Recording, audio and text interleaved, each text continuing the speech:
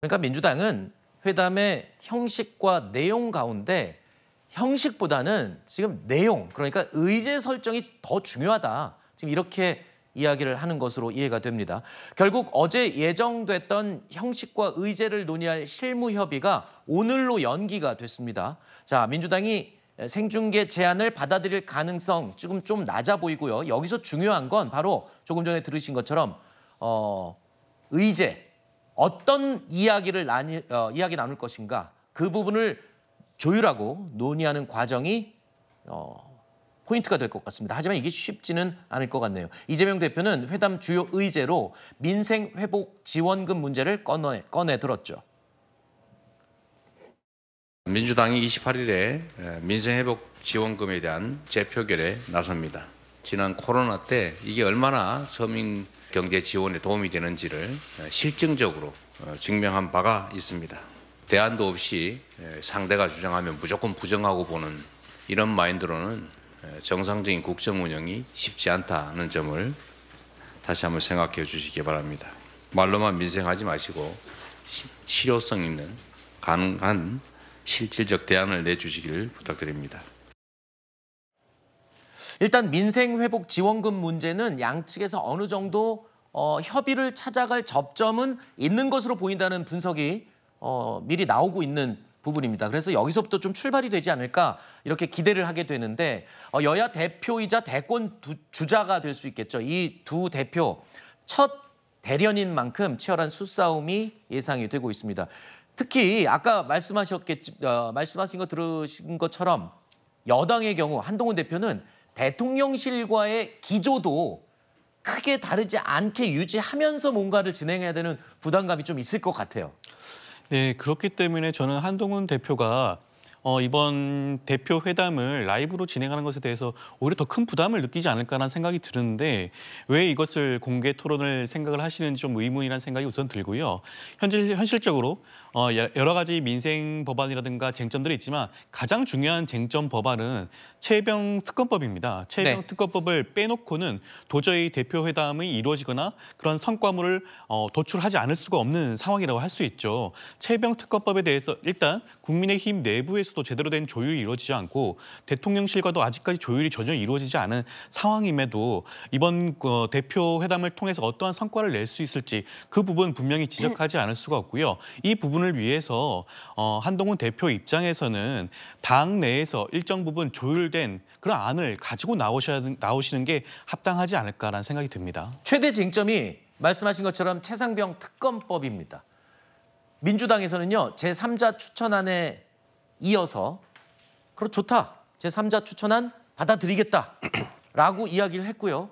그러자 한동훈 대표 측에서 그렇다면 제보 공작 의혹까지 포괄적으로 다 포함해서 하자라고 공을 또 던졌습니다. 그랬더니 이번에는 민주당 측에서 제보 공작 의혹도 그럼 받겠다라고 했습니다. 이렇게 되면 공이 다시 또 한동훈 대표 쪽으로 넘어갔는데 예. 한동훈 대표가 조금 압박을 받는 것처럼 보여요. 이 내용 최상병 특검과 관련된 의제 안에서는요. 뭐 제3자 추천안에 이어서 예를 들어서 뭐 민주당이 발의한 특검안을 뭐 철회해라. 뭐 제보 공작 의혹을 넣자. 이제 이런 식으로 자꾸 방어막을 치고 있는데 실은 이러한 방어막들이 민주당으로서는 아주 그렇게 견고해 보이지 않는다는 것이 안타까운 국민의힘이 처해 있는 현실입니다. 저는 25일 회담까지 지금 이제 사흘 정도가 남았거든요. 저는 아직 충분한 시간이 있다고 생각을 하는 것이 한동훈 대표가 이번 기회에 제3자 추천안 특검법에 대한 당내 입장을 확고하게 정해야 됩니다. 네. 그리고 그것을 대통령실과 조율을 해서 완성된 결론을 25일에 가져가서 보여놓고 그 다음에 국민의 판단을 받아야 되거든요. 저는 한동훈 대표가 개인적인 생각입니다만 대통령실과 지금 아주 긴밀하게 소통을 해서 어떤 식으로 최혜병 특검법의 이 파고를 넘을 것인지에 대해서 확실한 방침을 이제 정해야 되고요. 네. 그 방침이 무엇이든 간에 이제는 밀고 나가야 된다. 네. 저는 그런 점에서 조금 용기를 냈으면 좋겠다는 생각이 듭니다. 자, 이 쟁점에 대해서 민주당은 어제에 이어서 오늘도 계속 한 대표를 압박하고 있습니다. 들어보시죠. 더 이상 최혜병 사건의 올바른 수사를 늦출 수 없기에 한동훈 대표의 제안에 적극 찬성하고 받아들이는 바입니다. 스스로 국민들과 한 약속을 지킬 의지가 있다면 제보 공작 의혹을 포함한 제3자 특검법을 신속히 발의하시기 바랍니다.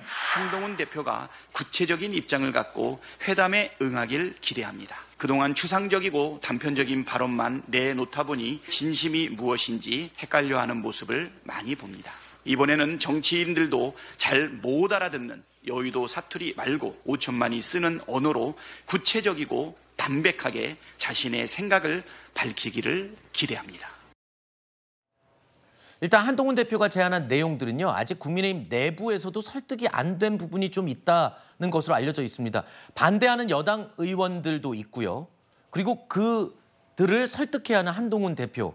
글쎄요. 이 부분을 아마 딱 물고 민주당에서는 지금 틈 벌리기, 사이 갈라치기에 나선 게 아니냐라고 하는데 한동훈 대표가 뭔가 빨리 결론을 내려서 던져줘야 될 것 같은 상황이에요. 저는 빨리 결론 내려야 된다고 전혀 생각하지 그래요? 않습니다. 네, 한동훈 대표가 전당대회에 출마 선언을 하면서 본인이 이야기했던 부분 아니겠습니까? 그렇다면은 본인의 스케줄대로 지금 대통령과 의원들을 설득하는 과정이 필요한 것이 사실인데요. 지금 민주당에서 갑작스럽게 제3자 추천안도 괜찮다, 협의하자, 발의해라 이렇게 이야기하는 과정을 좀 살펴봐야 된다고 생각합니다. 민주당이 최상병 사건과 관련해서 두 번째 특검법까지 부결이 되고 그 과정에 있어서 대통령께서 제2요구권을 행사하고 도돌이표처럼 돌아오지 않았습니까? 더 강화된 법안이라고 하면서 세 번째 특검을 발의를 하였는데 근데 여기에 있어서는 본인들이 이제 단독으로 처리하는 것에 있어서 이제는 조금 부담감을 느끼는 것으로 보입니다. 이재명 대표 2기 체제가 시작을 하면서 중도층에 어필을 해야 되고 그리고 일을 잘하는 이미지 이런 것들을 구축을 해야 되는데 계속적으로 강행하는 것에 대해서 정치적인 부담을 느끼고 있다 생각하거든요. 네. 그런 과정에 있어서 갑작스럽게 한동훈 대표에게 그동안 받지도 않겠다고 했었던 제3자 추천 특검을 발의하라라고 압박하는 것에 있어서 26일까지 발의를 하라고 했죠. 민주당이 하라는 시점에 대해서 왜 국민의힘이 이 중요한 사건에서 시점을 맞춰야 되는지 모르겠습니다. 네. 한동훈 대표는 한동훈 대표의 스케줄대로 대통령과 의원들과 협의를 해서 당론을 만들어가면 되는 것이고 알겠습니다. 이번 일요일 회담에서 그 부분에까지 민주당과 함께해야 된다고 생각하지는 않습니다. 알겠습니다. 아까 윤주진 대변인이 아직까지 시간 많다. 정리할 시간 된다라고 말씀을 해주셨는데 과연 정리가 될지 모르겠습니다만 일각에서는 이렇게 실무 협의가 안 되고 지지부진하다가 결국에는 빈털터리 이 여야 대표 회담이 돼버리는 거 아니냐 걱정을 하는 목소리도 적지 않습니다. 왜냐하면 예전에 우리 부위원장님께서 그 얘기를 하신 적 있어요. 전당대회 끝나고 여야의 대표들이 딱 진용이 갖춰지면 전국이 해소될 거다. 다들 대표들을 중심으로 뭔가 풀어갈 거다 했는데 만약에 이번에 회담 그냥 빈털터리 되면 둘 다 타격이 있을 것 같아요. 이재명 대표나 한동훈 대표나 아니 뭐 하는 건가? 네? 전국이 또 경색될 텐데. 그렇기 때문에 저는 그 공개가 아닌 비공개를 해야 된다고 아까 초입에 말씀을 드렸던 것이고요. 그리고 최혜병 관련 특검법도 결국 한동훈 대표가 지금 7월 23일이 됐습니다. 지금 네. 한 달 동안 당론 하나 못 만들어 온다는 것은 거기서 거절이 되든 통과를 시키든 밀어붙이든 그거 하나 못한다는 것은 자신의 무능을 입증하는 거나 다름없거든요. 그렇기 때문에 그거 하나 갖고 와야 된다.